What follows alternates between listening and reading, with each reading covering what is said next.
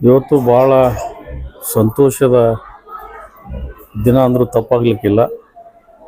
ನಮ್ಮ ಬಿಜಾಪುರ ಜಿಲ್ಲೆಯಲ್ಲಿ ನಡೆದಾಡುವ ದೇವರ ಸಾಕ್ಷಾತ್ ಪರಮಾತ್ಮನ ಸ್ವರೂಪದಲ್ಲಿರ್ತಕ್ಕಂಥ ಪರಮ ಪೂಜ್ಯ ಶ್ರೀ ಸಿದ್ದೇಶ್ವರ ಶ್ರೀಗಳ ಒಂದು ಹೆಸರನ್ನು ನಮ್ಮ ಕೇಂದ್ರ ಸರ್ಕಾರ ಮತ್ತು ನಮ್ಮ ಜಿಲ್ಲೆಯ ಹಿರಿಯ ಮುತ್ಸದ್ದಿ ರಾಜಕಾರಣಿ ಸನ್ಮಾನ್ಯ ಶ್ರೀ ರಮೇಶ್ ಜಿಗಜಿಣಗಿ ಸಾಹೇಬರ ಒಂದು ಪತ್ರವನ್ನು ಕೊಟ್ಟು ಇವತ್ತು ನಮ್ಮ ಕರ್ನಾಟಕದಲ್ಲಿ 4 ರೈಲ್ವೆಗೆ ಇವತ್ತು ಪರಮ ಪೂಜ್ಯ ಸಿದ್ದೇಶ್ವರ ಶ್ರೀಗಳ ನಾಮಕರಣವನ್ನು ಮಾಡ್ತಕ್ಕಂಥದ್ದು ಇವತ್ತು ಇಡೀ ರಾಜ್ಯಕ್ಕೆಲ್ಲ ಇಡೀ ನಮ್ಮ ದೇಶಕ್ಕೆ ಒಂದು ಭಾಳ ಸಂತೋಷದ ದಿನ ಅಂದರೂ ತಪ್ಪಾಗಲಿಕ್ಕಿಲ್ಲ.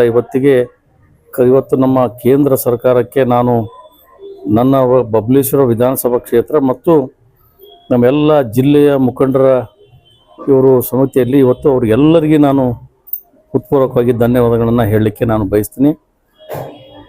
ಅದೇ ರೀತಿ ಇವತ್ತು ನಮ್ಮ ಬಿಜಾಪುರದಲ್ಲಿ ರೈಲ್ವೆ ಆತು, ಅದರ ಜೊತೆಯಲ್ಲಿ ಏರ್ಪೋರ್ಟ್ ಕೂಡ ಈಗಾಗಲೇ ಹಿಂದೆ ನಮ್ಮ ಗೋವಿಂದ ಕಾರಜೋಳ ಅವರಾಗ್ಬೋದು ಅಥವಾ ನಮ್ಮ ಜಿಗಜಿಣಗಿ ಅವರು ನಮ್ಮ ಕೇಂದ್ರ ಸರ್ಕಾರ ಈಗ ಏರ್ಪೋರ್ಟ್ ಕೂಡ ಈಗಾಗಲೇ ಸಂಪೂರ್ಣ ಕಾಮಗಾರಿ ಮುಗಿದಿದೆ. ಅದಕ್ಕೂ ಕೂಡ ಪರಮ ಪೂಜ್ಯ ಸಿದ್ದೇಶ್ವರ ಶ್ರೀಗಳ ಹೆಸರಿಟ್ಟರೂ ತಪ್ಪಾಗಲಿಕ್ಕೆ ಅದಕ್ಕೂ ಕೂಡ ಹೆಸರನ್ನು ಇಡಬೇಕು ಅಂತೇಳಿ ನಾನು ಸರ್ಕಾರಕ್ಕೆ ಮನವಿಯನ್ನು ನಾನು ಮಾಡ್ಕೊಳ್ಳೋಕ್ಕೆ ಬಯಸ್ತೀನಿ. ಎಲ್ಲರಿಗೆ ಕೇಂದ್ರದ ನಾಯಕರಿಗೆ ನಾನು ಹೃತ್ಪೂರ್ವಕವಾಗಿ ಧನ್ಯವಾದಗಳನ್ನು ಹೇಳಲಿಕ್ಕೆ ನಾನು ಬಯಸ್ತೇನೆ. ಈಗ ರಾಜ್ಯದಿಂದ 4 ಜಿಲ್ಲೆಗಳಿಗೆ ನಮ್ಮ ಹಿರಿಯರ ಹೆಸರುಗಳನ್ನು ಇಡಬೇಕಂತ ಏನು ಈಗ ಶಿಫಾರಸು ಲೆಟರ್ ಕಳಿಸ್ಯಾರಲ್ಲ, ಅದು ಒಂದು ಒಳ್ಳೆ ಕೆಲಸ.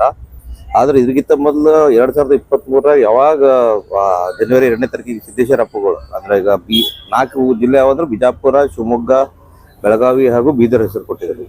ಬಟ್ ಬಿಜಾಪುರದ ಏನಾಗಿತ್ತು, ನಾವು ಇದಕ್ಕಿಂತ ಮೊದಲು 2023 2ನೇ ತಾರೀಕಿಗೆ ಜನವರಿ 2ನೇ ತಾರೀಕಿಗೆ ಸಿದ್ದೇಶ್ವರ ಅಪ್ಪಗಳು ಆಯ್ಕೆ ಆದಾಕರ ಅದೇ ತಿಂಗಳು 31ನೇ ತಾರೀಕಿಗೆ ಮೊನ್ನೆ ನಮ್ಮ ಸಂಸದರಾದ ಶ್ರೀ ರಮೇಶ್ ಜಿಗಜಿಣಗಿ ಸಾಹೇಬರು ಅವಾಗೇ ಕೇಂದ್ರಕ್ಕೆ ಲೆಟರ್ ಬರ್ತಿದ್ರು, ನಮ್ಮ ರೈಲ ನಿಲ್ದಾಣನ ಸಿದ್ದೇಶ್ವರ ಅಪ್ಪಗಳ ಹೆಸರಲ್ಲೇ ಮಾಡ್ಬೇಕಂತ ಹೇಳಿ.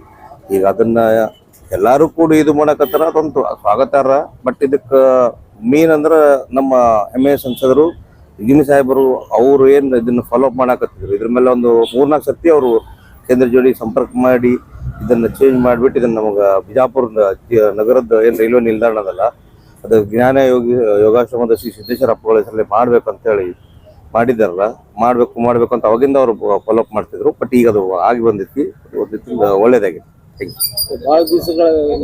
ಸರ್ ಹೇಳ್ಬೇಕಂತಂದ್ರೆ ಸರ್ ಅಪ್ರಾಕ್ಸಿಮೇಟ್ಲಿ 2-2.5 ವರ್ಷ ಆಯ್ತು. ಯಾಕಂದ್ರೆ ಲಾಸ್ಟ್ ಜನವರಿ 2ನೇ ತಾರೀಕಿಗೆ ಅಪ್ಪಗಳು ಆಯ್ಕೆ ಆದ್ರು. ಅದೇ ಜನವರಿ 31ಕ್ಕೆ ನಮ್ಮ MP ಸಾಹೇಬರು ಕೇಂದ್ರಕ್ಕೆ ಪತ್ರ ಬರ್ತಿದ್ರು. ಆದ್ರೆ ಈಗ ಅದು ಕೂಡಿ ಬಂದೈತಿ, ಒಳ್ಳೇದಾಯ್ತು, ಎಲ್ಲರಿಗೂ ಒಳ್ಳೇದಾಯ್ತು, ಸಂತೋಷ ಆಗೈತಿ. ಬಿಜಾಪುರ ನಗರಕ್ಕೆ ನಾವು ಏನಾಕೈತಿ, ಸಿದ್ದೇಶ್ವರ ಅಪ್ಪಗಳು ಇಂಥವ್ರು ಅಂದ್ರೆ ಅವ್ರು ತಮ್ಮ ದೇಹನು ಭೂಮಿ ಮ್ಯಾಗಿರ್ಬಾರ್ದು, ದಹನ ಮಾಡಿಸಿದ ಒಬ್ಬ ದೈವತಾ ಮನುಷ್ಯ.